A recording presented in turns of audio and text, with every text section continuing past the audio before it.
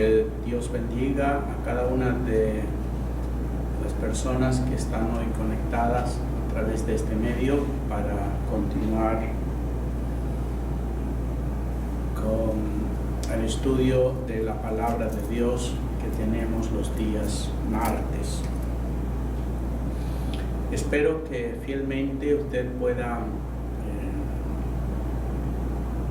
conectarse, ya que es importante mantenernos junto a la palabra del Señor,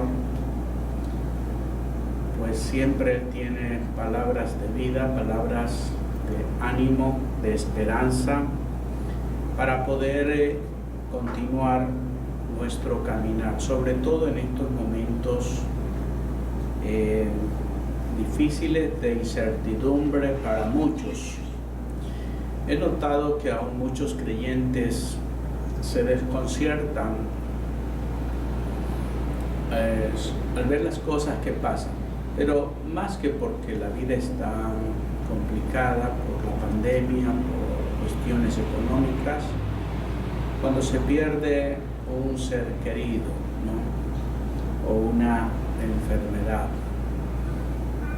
Pero la palabra de Dios es la única que puede darnos consuelo y esperanza, cualquiera que sea nuestra situación o condición que estemos pasando, ya que no está en el gobierno, la respuesta no está en las autoridades, no depende de nadie más excepto de Dios, que es el que puede ayudarnos. Hemos estado analizando en el Evangelio de Juan, el capítulo 5, respecto a la vida de Jesús. Es importante esto debido a que Juan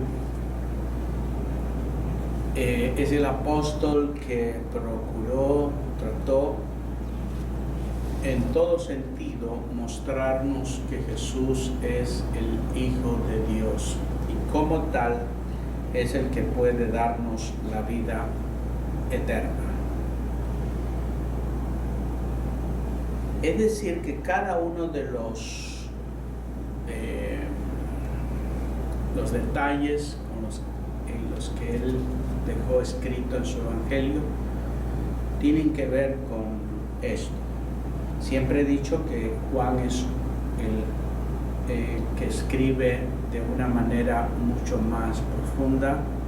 Es también el evangelio escrito de una manera mucho más espiritual, y esto tiene que ver justamente porque Juan fue uno de los más íntimos de Jesús, es decir, él pudo conocer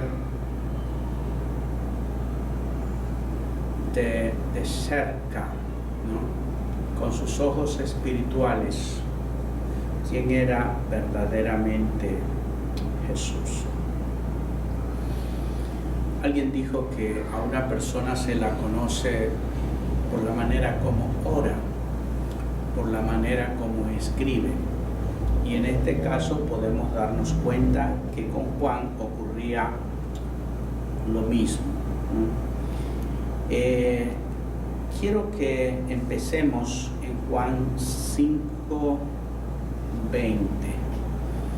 Porque el Padre ama al Hijo y le muestra todas las cosas que Él hace, y mayores obras que ésta le mostrará, de modo que vosotros os maravilléis.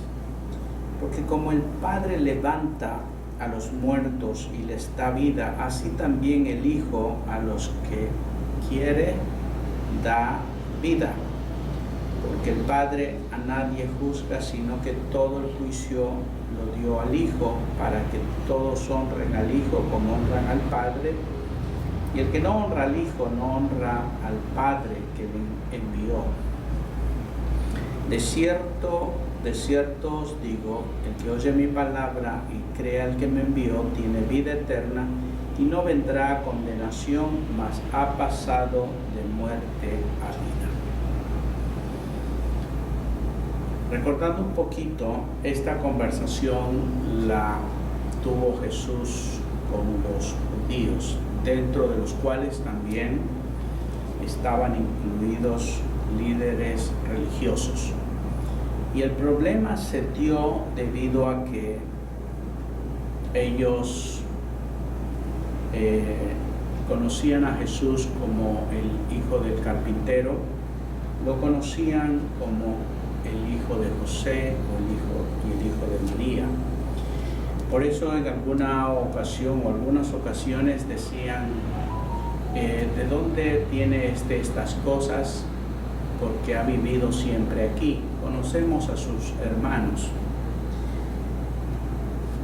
Pero en la Escritura, aún desde el Antiguo Testamento, podemos darnos cuenta que el Mesías que Dios había prometido era Dios al mismo tiempo como también hijo de David.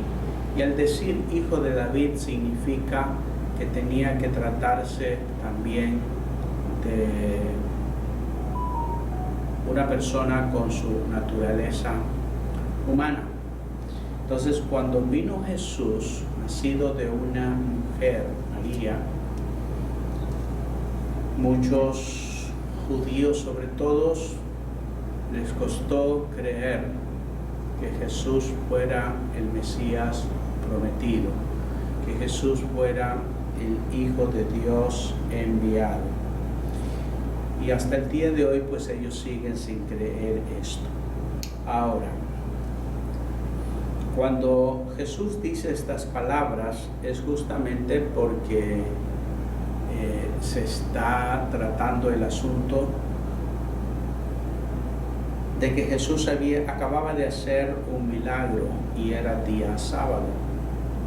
Y para los judíos, pues hasta eso estaba prohibido o era algo que tenía que ver con profanar el día santo. Por otra parte, Jesús acababa de decir la razón por la cual Él estaba haciendo esto, y es porque Él, como hijo amado del Padre, hacía lo que el Padre le decía que hiciera, ¿no? Seguía su ejemplo. Y dijo, si mi Padre trabaja, yo también estoy trabajando, por eso lo hago. Entonces, esto para los judíos no fue bien aceptado, recibido. ¿Cómo puede ser que un hombre se iguale a Dios diciendo que Él hace exactamente lo que ve al Padre hacer? Y es allí donde Jesús dice estas palabras, es que el Padre ama al Hijo y le muestra las cosas que Él hace. Y aún mayores cosas le mostrará, de modo que ustedes pueden quedar maravillados. Dando con esto a entender de que estaba empezando su ministerio y que verían cosas mayores durante el tiempo que Él estuviera con ellos, porque Él había venido a cumplir con una misión, con un plan trazado por el Padre, y que cada una de las cosas que Él hiciera se debía a eso.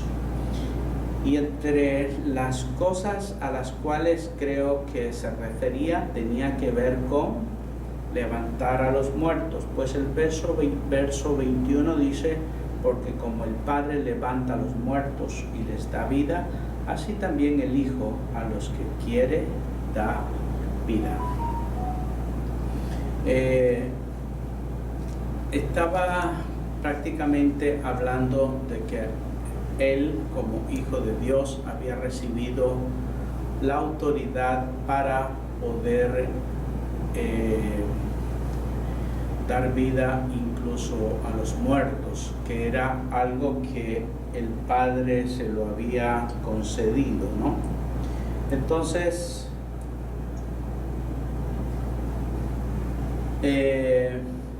explicándoles que cuando eso sucediera, ellos podían aún escandalizarse más si no terminaban de entender que Él era el Mesías, Él era el Hijo de Dios, Él era el profeta que Dios había prometido desde la antigüedad, ¿no? Y de hecho, esto hablé el domingo, cuando el Señor Jesucristo levanta a Lázaro, un hombre que tenía 4 días que había sido enterrado, lo llama a la vida y él vuelve a resucitar. Entonces eso trajo un mayor escándalo entre los judíos. El verso 22, mire, el 21 dice que el Padre le ha dado a él la potestad de levantar a los muertos y darle vida a los que él quiera. El verso 22 dice que el Padre a nadie juzga, sino que el juicio se lo ha dado al Hijo. De esta manera, pues, nos hace ver que quien estaba allí, él sería el que se sentaría en el trono para juzgar las obras de los hombres. Imagínate cómo pudieron ellos recibir esta noticia, que el que estaba ahí sería el juez de toda la tierra. Y esa es una verdad, ya que dice que el Padre le dio tal poder, tal autoridad, tal encargo. El Padre a nadie juzga, porque todo el juicio se lo ha dado al Hijo. Creo que tiene que ver esto con el juicio del gran trono blanco, donde será el Señor Jesucristo quien juzgará al mundo. En una ocasión Jesús dijo: yo no les voy a juzgar, mi palabra los juzgará. Quizás esto parezca una contradicción, pero no es así. ¿Por qué? Porque el día del juicio el Señor juzgará al mundo y al hombre por medio de esta palabra escrita. Pues dice que seremos juzgados. Todo lo que aquí dice que es infracción, pecado, ir contra la voluntad de Dios, pues eso determinará un juicio de condenación. Pero quienes hayamos puesto por obra esta palabra, significa pues que tendremos recompensa para vida eterna.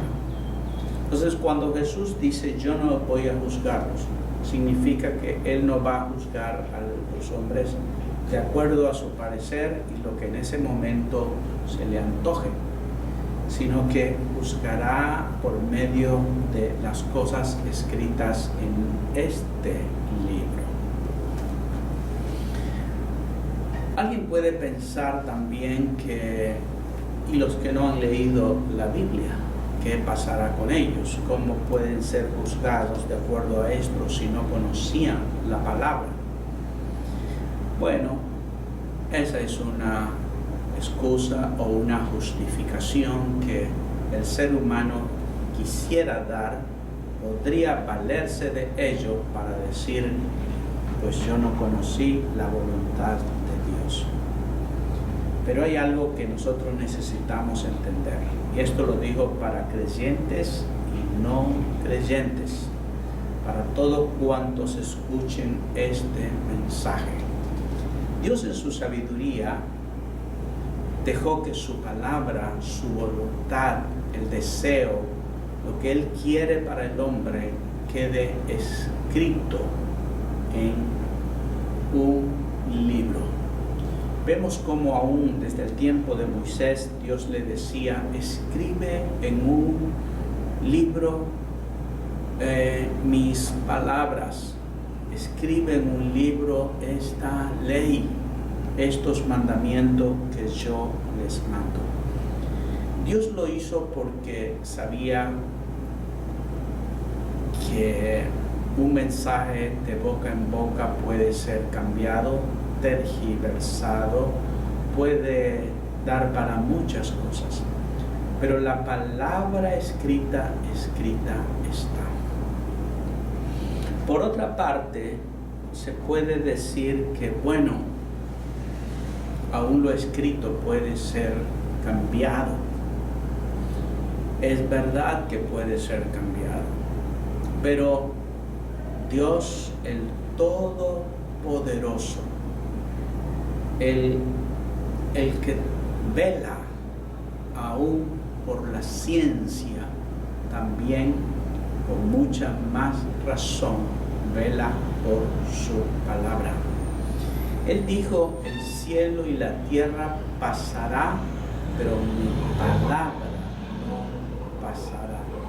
Tiene que cumplirse toda jota, toda tilde, es decir, el punto o el signo más pequeño que Dios haya dejado plasmado en lo que es la Sagrada Escritura, se tiene que cumplir al pie de la letra. De allí que mientras Dios no permita que su palabra sea alterada, así permanecerá. El enemigo de Dios y las personas que son instrumentos también del enemigo, porque eso pasa, así como Dios tiene sus instrumentos, quienes predicamos su palabra, a quienes llevamos la buena noticia a los que no la conocen, a quienes estamos de una o de otra manera consolidando, formando la vida de otros. El enemigo también tiene falsos apóstoles, falsos maestros, falsos profetas que están a su servicio. Hay gente que aboga por lo malo y que lucha. Estos también pues están tratando de tergiversar siempre la palabra de Dios. Y no se extrañe que en cualquier momento aparezca una Biblia quitando las cosas que no quieren que el hombre sepa, aumentándole de acuerdo a sus propias concupiscencias. De allí la advertencia. Hay una advertencia en el Antiguo Testamento, justamente en el libro de los Proverbios, y también en el último libro, el Apocalipsis, que dice: el que añade algo a la palabra o el que le quite, pues también le será quitado, ¿no? En el día del juicio, dándonos con esto a entender de que hay de aquel que se atreva a alterar la palabra para manejarla a sus propios caprichos, a sus propios deseos. Por otra parte, tenemos nosotros que entender que las personas también, a pesar de quizás no cambiar lo que está escrito, pueden interpretar dándole otro sentido, pero aún eso es algo que Dios juzgará, algo que se tendrá que darle cuenta a Él, pues Dios quiere que nosotros cumplamos a cabalidad con su voluntad, con su palabra. Dijo que el que quiera hacer su voluntad la conocerá. De allí que las personas que han escuchado acerca de este libro llamado la Biblia, pero han escuchado, mas no han acudido a ella para leerla y saber de qué se trata, pues igualmente serán llamados a cuenta porque no leyeron. Recuerdo que cuando salí del colegio, salí con ideas ateas, ¿no? Porque tenía un par de profesores que se dedicaron a trabajar en los jóvenes, no diría yo tanto a dar su materia, sino a hacer que la gente deje de creer en Dios. Hacían ver como que el creer en un Dios era algo ridículo, algo que simplemente un cuento. Pero cuando eso pasó, yo procuré investigar a la gente que lee esta Biblia, por qué la leen, por qué la creen, y bueno, tenía argumentos que me dieron ellos, y muchas veces cuando hablaba con la gente que conoce la palabra, llegaban a un tope y como que mis argumentos tenían mucha más validez, o para no seguir discutiendo, sencillamente me decían: lee la Biblia, lee la Biblia. Eso me llevó pues a conseguir una y a empezar a leerla y a estudiarla, de tal manera que terminé creyendo en Dios. Y eso ocurrió desde los 18 años y hasta este tiempo, y tiene que ser porque cada día descubro y me doy cuenta que este libro fue escrito por la mano del hombre, mas cada una de las ideas que están allí no pueden haber venido de una mente humana o del hombre caído en el pecado, pues son verdades mucho más elevadas que tienen que haber salido de un Dios santo.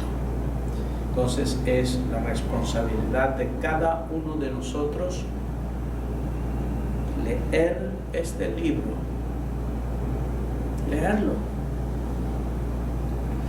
decirle: Dios, enséñame, y Dios lo va a hacer. Lo hizo conmigo, lo puede hacer contigo también. Entonces, yendo al tema, Jesús dijo: el Padre me ha entregado el juicio en mis manos. Y les explicaba la parte que Jesús dice: yo no voy a juzgar a nadie, mi palabra los juzgará, dando a entender con eso de que cuando llegue aquel día, pues cada persona que se acerque frente al juez, pues su vida será analizada en base a esta palabra. Por lo tanto, es la responsabilidad de cada persona ir a este libro y leerlo, buscar en ello qué quiere Dios que yo haga, cómo quiere Dios que yo viva, qué cosas a Él le ofenden, qué cosas a Él le agradan. Ahora, Jesús les estaba diciendo esto a los judíos, gente que sí amaba las Escrituras. Hasta aquel día, cuando Jesús habló esto, estaba solamente escrito el Antiguo Testamento y ellos se basaban en el Antiguo Testamento.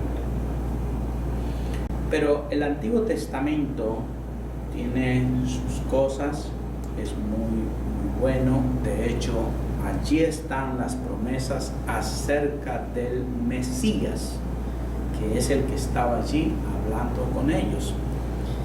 Y ellos, a pesar de haber leído todo eso, no lo podían reconocer, ¿no?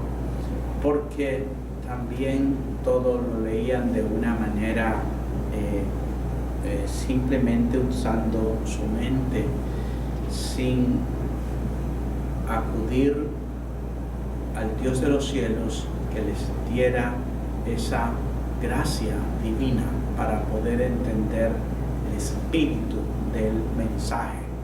De la misma manera pueden haber personas hoy que lean la Biblia sencillamente como algo histórico y no pidiéndole a Dios el ser tocado por su Espíritu Santo, el poder tener la revelación de la palabra de tal manera que puedan beber del Espíritu, beber de la vida que hay allí. Pues Jesús dijo: mis palabras son espíritu y son vida. En el verso 23 dice: para que todos honren al Hijo como honran al Padre. El Padre le ha entregado ahora el juicio en las manos de su Hijo. ¿Para qué lo ha hecho? Para que todos honren al Hijo de la misma manera que se honra al Padre. Porque el que no honra al Hijo no honra al Padre que le envió. Honrar tiene que ver con respetar, tiene que ver con obedecer, tiene que ver también, diría yo, hasta con reverenciar y adorar. Y esto no solamente ha pasado con los judíos, hay otras sectas también que dicen honrar a Dios, creer en Él, amarlo, mientras que cuando se trata del Hijo de Dios, el Señor Jesucristo, su mensaje es de menospreciarlo. La palabra menospreciar significa menos aprecio que, en este caso, que el Padre, menos valor. Y eso es algo que prácticamente contradice el contexto de toda la Escritura. Y solo en este texto, mire que la palabra dice: para que todos honren al Hijo como honran al Padre. Ese como significa que de la misma manera o igual que, ¿no? Tú dices que honras al Padre, debes honrar al Hijo de la misma manera. Muchos dicen: Jesús es el camino. Y lo que nos interesa es a dónde vamos, no el camino por donde vamos. Hay sectas que enseñan eso, me lo han dicho. Pero esta palabra me hace ver que debes de honrar al que tú dices que es un simple camino, de la misma manera que honras también al Padre. Por eso Dios le entregó en sus manos todas las cosas, para que le honren como honran también al Padre. Porque el que no honra al Hijo de Dios, al Señor Jesucristo, no honra al Padre que lo fue, el que lo envió. Y esto no solamente está aquí, dicho una vez, está regado por todas las Escrituras. Creo que es en el Salmo 2, el último versículo de este Salmo. Voy a leerlo.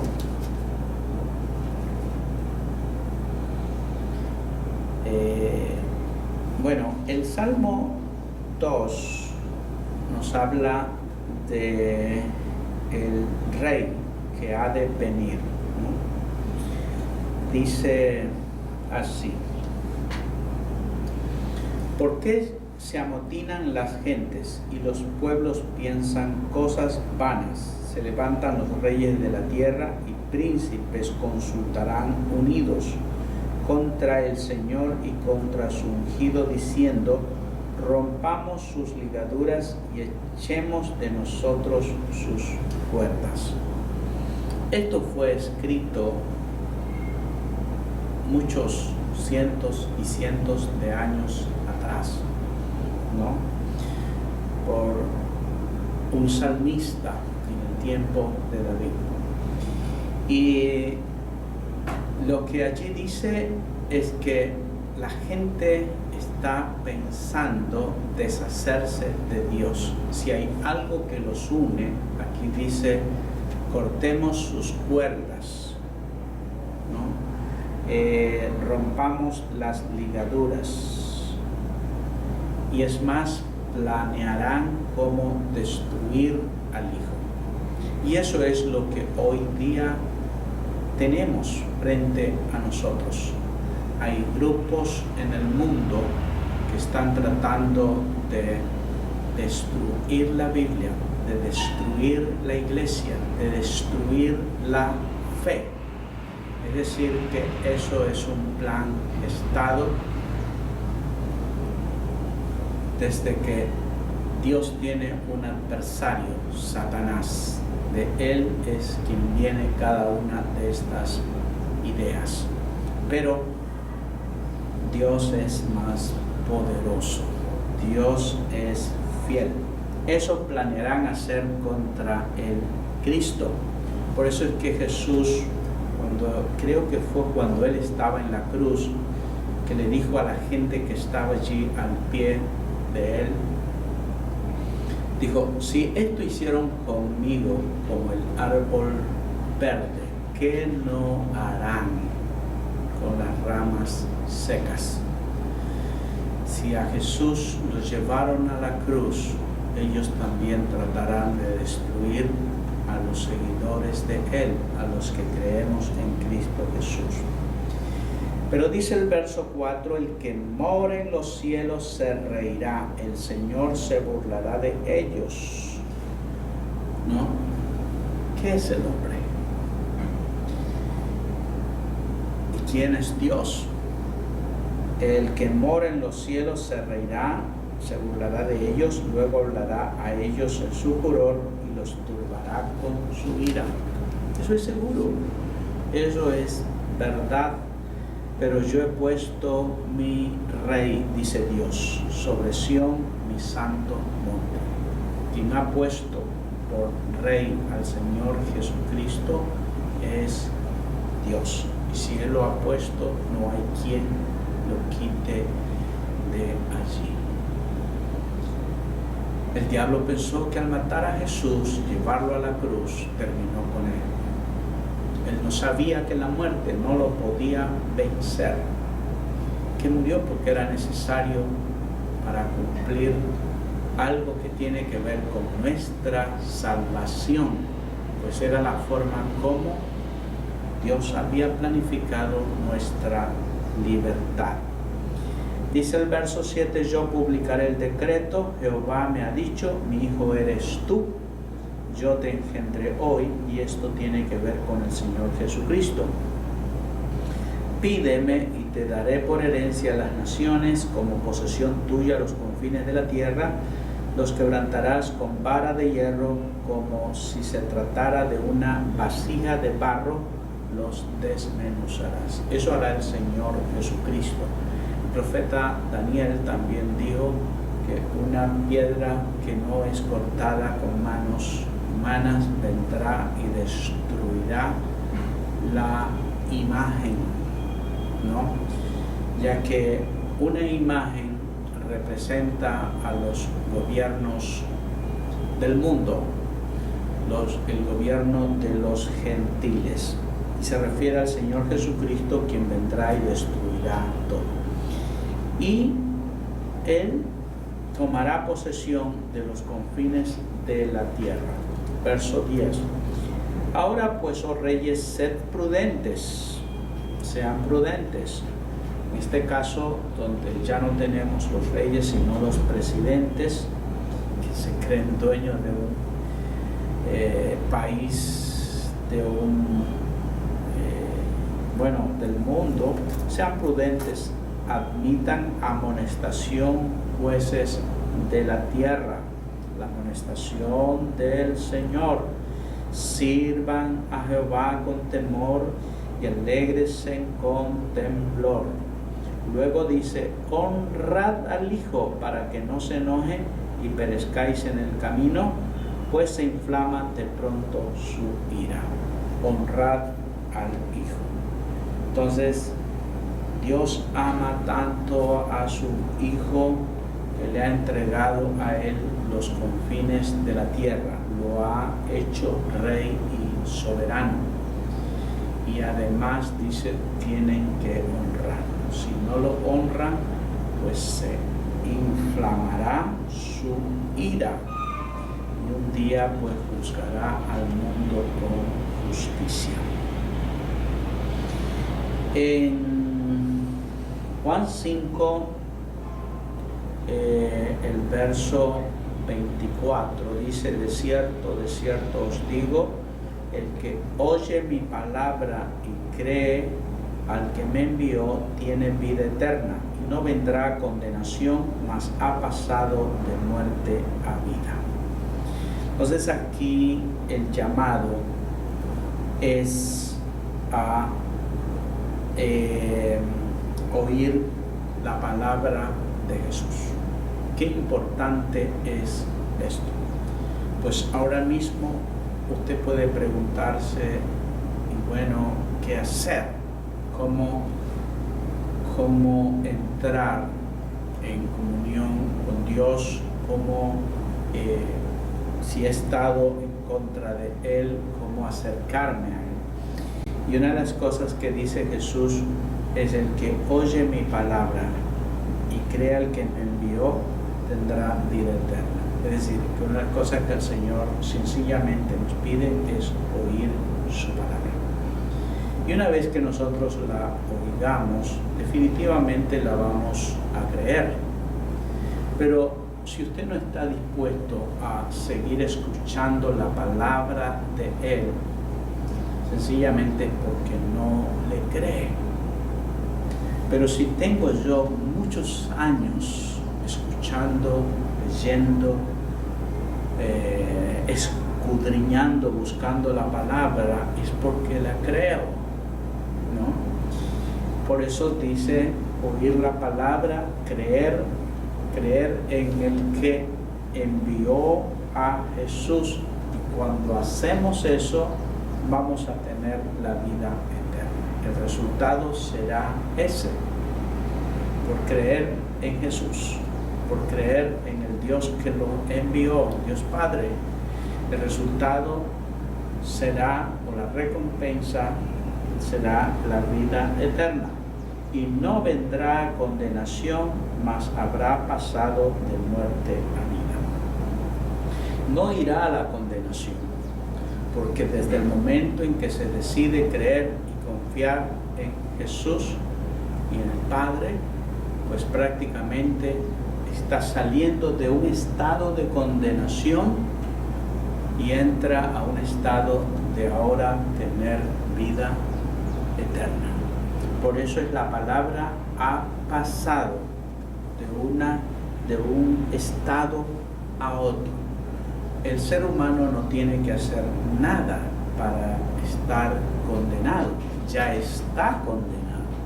Más bien tiene que hacer algo para salir de allí y entrar a un estado de vida eterna. ¿Cómo se lo hace? Creyendo en Cristo Jesús.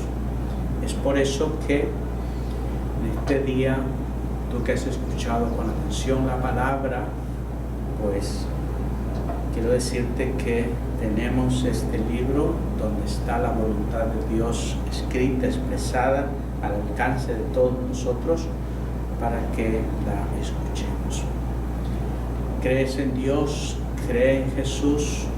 porque a Él el Padre le entregó todas las cosas. El juicio le entregó prácticamente la autoridad de dar vida o muerte, de salvar o condenar. Aférrate a Él.